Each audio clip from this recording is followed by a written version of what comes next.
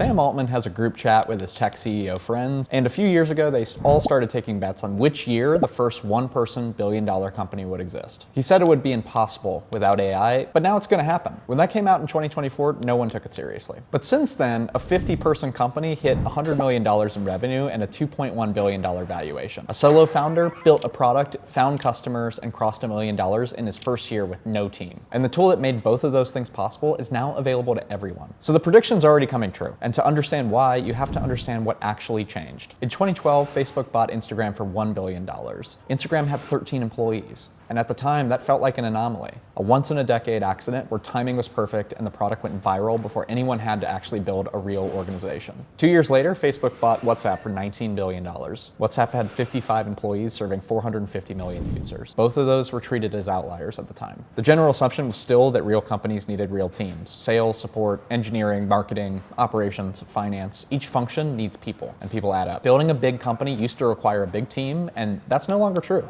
For most of startup history, the constraint wasn't ideas, it was just execution. You could have the best product concept in the world, but if you couldn't write code, you needed a technical co-founder. If you couldn't run ads, you needed a marketing hire. And if you couldn't handle support tickets, you needed a support team. Basically, every new function meant a new person. And every new person meant more runway burned, more equity given away, and more management overhead. AI didn't just make each of these functions faster. It started replacing the need for a dedicated person to do them at all. Now, that doesn't mean that one person can do everything yet. There's still limits, and we'll get to those. But the constraint that used to make small teams impossible at a big scale is a lot smaller than it was 2 years ago. And there's a specific version of this story that most people are still getting wrong, the part about coding. Before 2025, most AI coding tools were basically a smarter version of spell check for code. You were still the one writing it, the tool just helped you finish sentences faster. A developer using GitHub Copilot was still a developer. Claude Code completely changed that. When Anthropic launched Claude Code in early 2025, the biggest change was that coding got delegated. You describe what you want in plain English, Claude Code reads the files, figures out what needs to change, it makes the edits, it runs the tests, and shows you what it did. And if it makes any mistakes,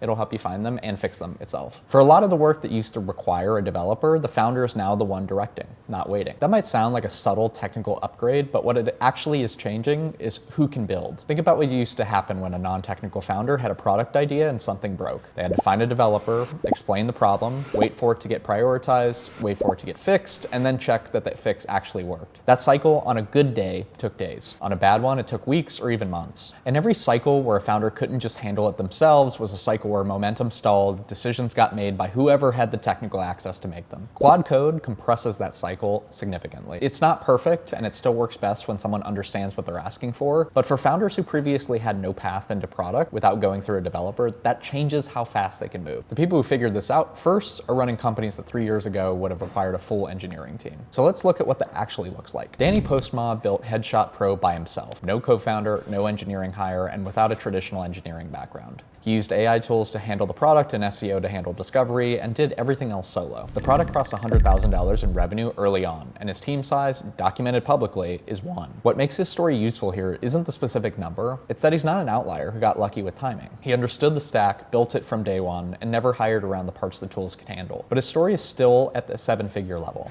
The more interesting question is what happens when you take that same logic and apply it to a company building at an actual scale. Gamma is one of the best answers to that question right now. Gamma builds AI-powered presentations, websites, and documents. In November 2025, they announced $100 million in annual revenue, a $2.1 billion valuation, and 70 million users. Their team at that milestone was around 50 people. And if you break that down, $100 million in revenue across 50 people is $2 million in revenue per employee. A traditional software company at the same revenue level typically has 200 to 400 people. Gamma is doing the same thing with a fraction of the team, and the gap exists because they built AI into how the product works from the beginning. Danny and Gamma aren't doing different things. Danny's just earlier in the same journey. The logic is identical. Don't hire for what the tools can do, and your revenue per person stays as high as you grow. Linear is worth mentioning too. It's a project management tool with a $1.25 billion valuation and a team that's roughly 100 people. That's not solo, and it's not even close to solo, but for a company that size, 100 people would have been unthinkable 5 years ago. These companies aren't exceptions to the old rules, the beginning of the new ones. And there's one part of running a company like this that almost nobody talks about until it's already a problem, the money side. When you're the only person in the company, the things that usually get handled by other people don't disappear. They just don't have anyone assigned to them. The engineering is handled, the product gets shipped, and the customers come in. But knowing where the money is going, catching costs before they spiral, seeing your margins before it's a crisis, that still needs to happen. And most solo founders matters of tracking it in a spreadsheet they update whenever they remember to. That's what Row solves. For example, banking, expenses, and bill pay in one place, running automatically so the books stay clean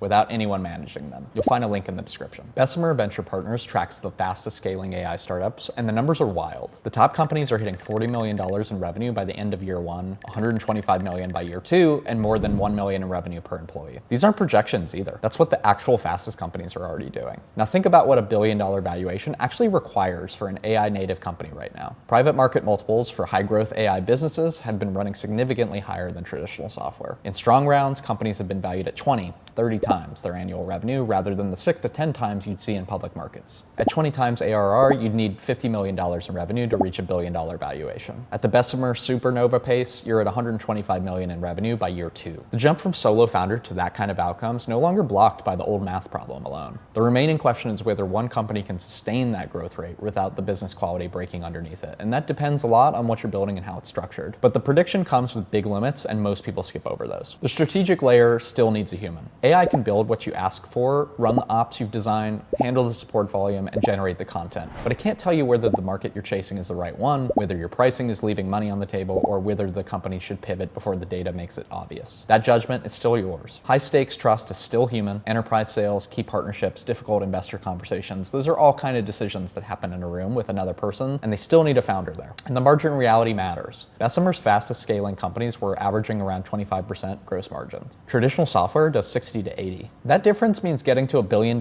company isn't just about building fast. The business model has to be right too, or the math just falls apart as you grow. None of that means Sam Altman is wrong. It just means that the first one-person billion-dollar company will probably be in a category where the margin and distribution structures already work. Pure digital product, viral or SEO-driven discovery, AI handling the execution layer almost entirely. Now that doesn't rule it out, it just tells you what kind of company to build. Sam Altman's betting pool is still open. Nobody's won it yet, but the timeline is getting shorter. What's interesting is that the first one-person billion-dollar company probably won't make a big announcement about it. It'll just be a founder who built something good, kept the team small, and one day hit a number that makes Altman's prediction feel obvious. He put a timeline on it, but the companies already being built are getting close. The only question is whether you're one of the founders building that way now or one who figures it out later. If you want your finances running automatically while you focus on everything else, check out Row in the description. It takes a few minutes to set up, and if you want to see how Gen Z is building million-dollar startups without raising a dollar, that video is next.